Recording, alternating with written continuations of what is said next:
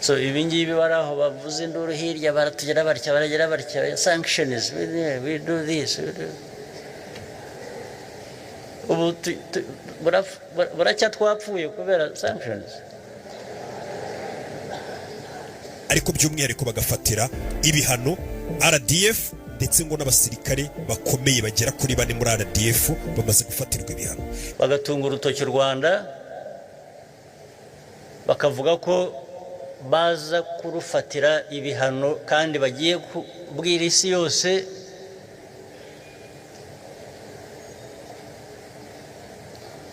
nakora iki mbese nkora iki kugira ngo ibyo bihano mwo kubiduha.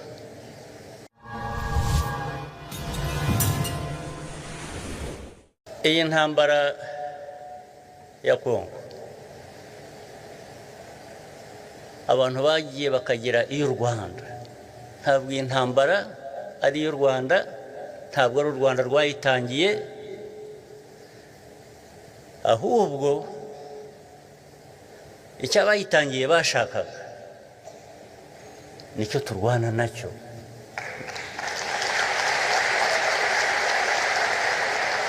Ni nacyo ndi bubabwire. Intambara ifite inkomoko igenda ikagaruka kuri ayo mateka nari maze kuvuga.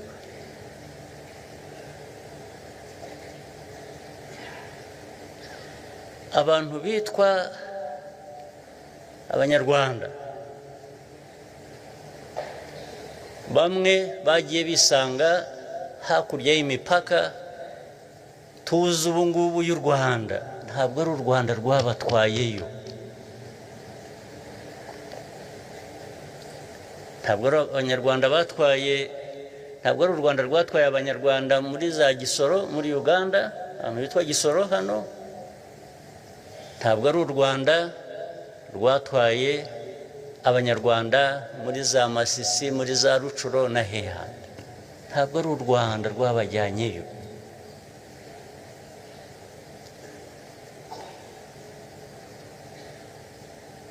Kugira ngo rero noneho aho bisanze abo muri ibyo bihugu babe babwira abantu ngo nimuhaguruke musubire aho mukwiriye kuba muri mu Rwanda. Niba ushaka kubikora birukanane n'ubutaka bwabo bagumyeho.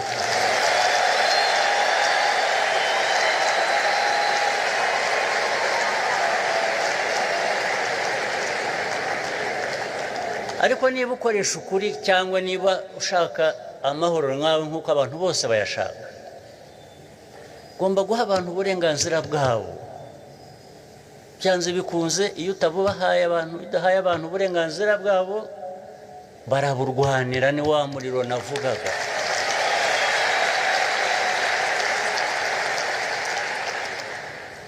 Hanyuma rero iyo uje kubikururamo noneho Abanyarwanda u Rwanda rukazira ko ibyo bihugu bindi bidashaka abo bantu bariyo, twagira dutese turahangana nabo.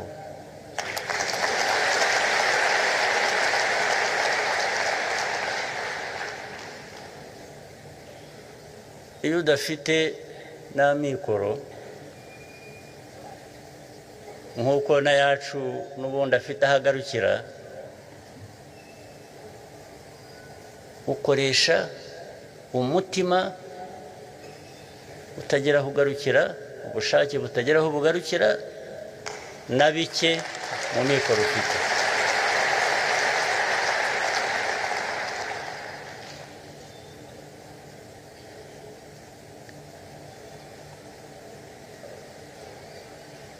Iyi ntambara y'ejo bundi imaze imyaka ngira ngo irenze 3,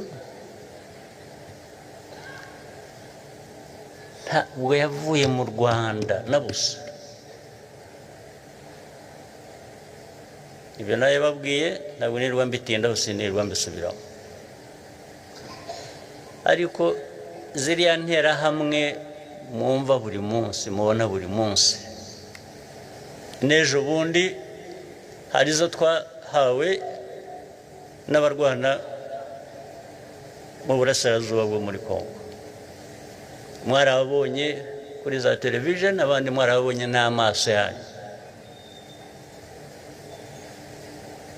Abo bantu bishe abantu hano. Uwitwa ninde? Ni Gakwerere.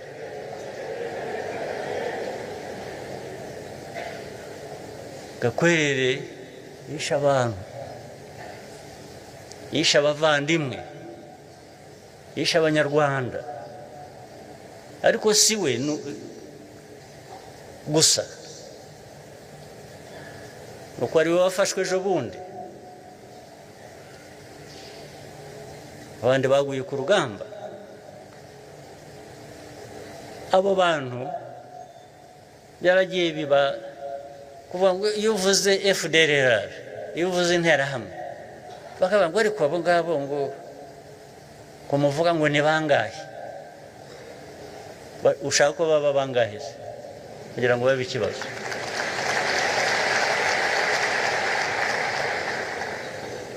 Gakwerere uriya bafashwe ejo bundi yari kumwe, bamwe bataye ubuzima bwabo, abandi bakiri mu mashyamba. Wamubaramo abantu benshi, kuko ni ideology ya genocide, yo kwica. Ndetse bagiye hariya bagakuririza n'ubuyobozi bumwe bwo muri Kongo bukabashyigikira, bukayiririmba, bukabigisha no ku maradiyo, bakica abantu ku manywa y'ihangwe, ku mugaragaro mwarabibonye, aho za Goma n'ahandi hose. Bishe abantu ku manywa y'ihangwe, ariko bajya kuvuga ngo ariko ngo aba bandi bajya bavuga ngo bemera human rights. Ntibiraho ntazi ibyo ari byo. Bemera human rights za bamwe, ariko iz'abandi bakwiriye gupfa. Ukabona ko wanshyira muri abo ngabo nkabyemera?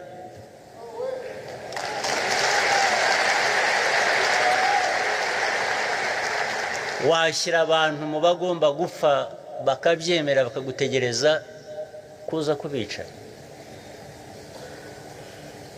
Byose ko ari ugupfa se nanone? Napfa ndwana nawe?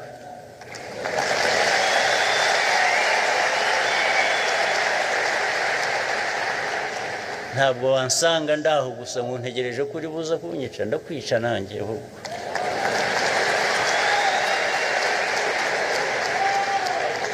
Ibyo rwose icyo nicyo kisubira kwerekana abantu bose bikiremwa ni bamwe, nta muntu uruta undi.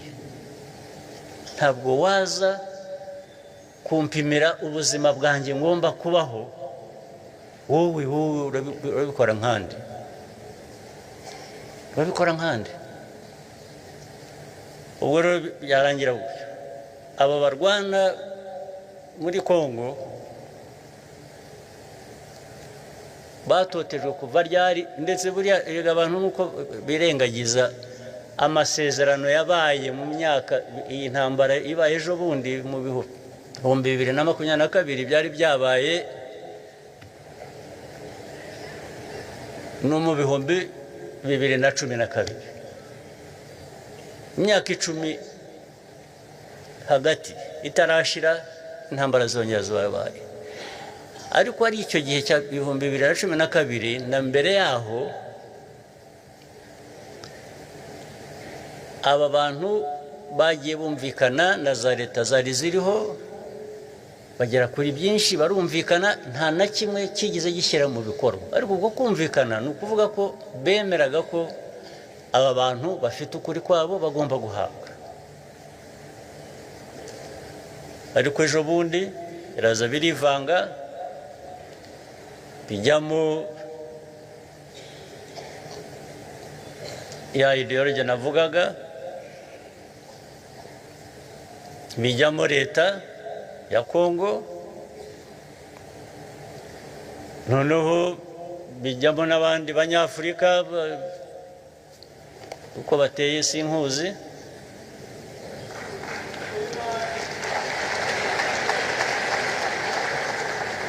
baragenda bajya ku ruhande rwa leta kuyifasha kwica abantu bayo, bajya ku ruhande gufasha interahamwe kongera kwiyubaka.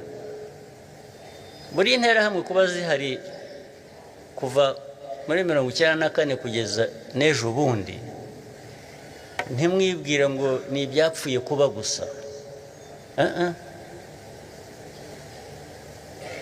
Hari abandi babiri inyuma nk'abari babiri inyuma na mbere hose zijya kwica abantu hano mu Rwanda, zijya kwica abantu hano mu Rwanda zari zifite abazishyigikiye, ni nabo bazireze bakazirera bakaziherekeza zigakomeza kuba zikiriho n'uyu munsi. Ibihumbi bingahe by'ingabo za Loni. Loni yabaye no mu Rwanda no mu na kera nagomba bayiririmbana, aho natangiye kumvira nkivuka, maze kuvuka numvaga bavuga Loni mu Rwanda, n'ubu biracyari mu Rwanda, racyari muri Kongo, nuko guherekeza abo bica abantu muri twe kugira ngo tugume tudapfuye tudakize. So ibingibi bari aho bavuze induru hirya baratugera batya baragera batya, sanctions, we do this, ubu buracya twapfuye kubera sanctions. Sanctions. Even the ones responsible for the problem are the ones asking for sanctions.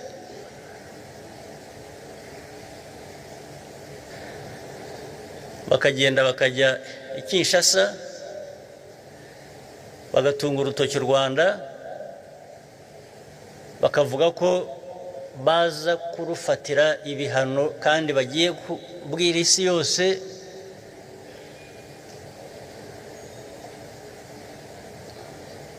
kubikora ku Rwanda. Ariko se wowe nta soni ugira?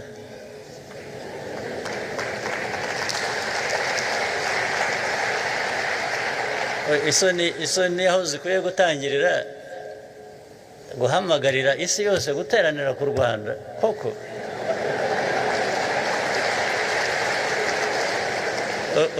U Rwanda uko rungana, u Rwanda twebwe twicaye tugateranirwaho n'isi yose.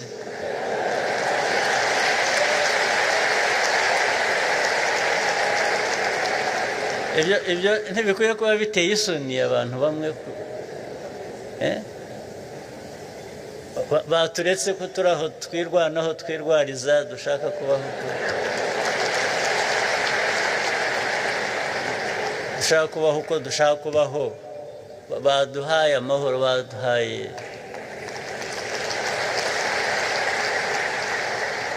tugiye kuzira ko tungana nabo, ariko bo bafite ahandi bavugira haturuta. Ariko ibyo rero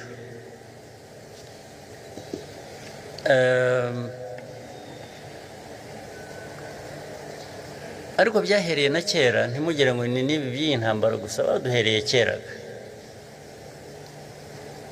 Baduhereye kera na mbere yaho intambara cyangwa igitangira bigahora, ndetse tukabiyama tukabirengagiza tukareba hirya,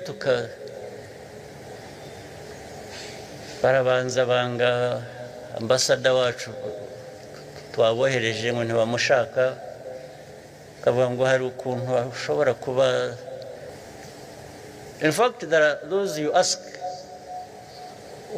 what do you think are the reasons for these sanctions? You know what? I don't know. But the Belgians told us there is something. I mean, urumva ngo ugiye gufata ibyemezo kubera ko wowe ntunabizi icyo bifatiye ariko kubera ko hari uwabikubwiye wundi ufite inyungu ze. Ariko se nabwo iyo babajije ntibasobanura kuko ubajije uti nakora iki mbese nkora iki kugira ngo ibyo bihano mwo kubiduha, ntabwo baguha igisubizo cyuzuye kuko ntibakubwira ngo irengagize interahamwe uziveho zakwiciye abawe ariko zihorere ejo zizanagutere.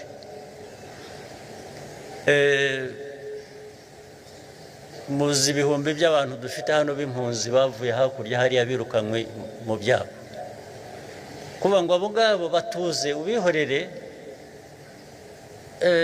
uburenganzira bwabo tuzabwira abayobozi ba Kongo babwiteho. Ubwo ni ukuvuga ngo ubashyize mu maboko yabo y'ababica, ufasha ababica, ubashyize abapfa abicwa ubashyize mu maboko y'ababica.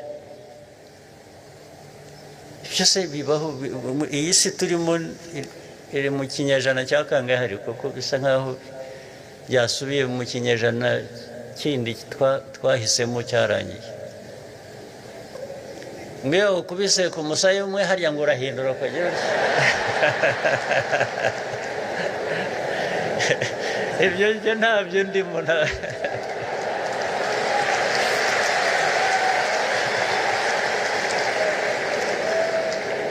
Mumbabarire mu nyumve, nta n'uwo mbisabye ngo ariko abigira rwose.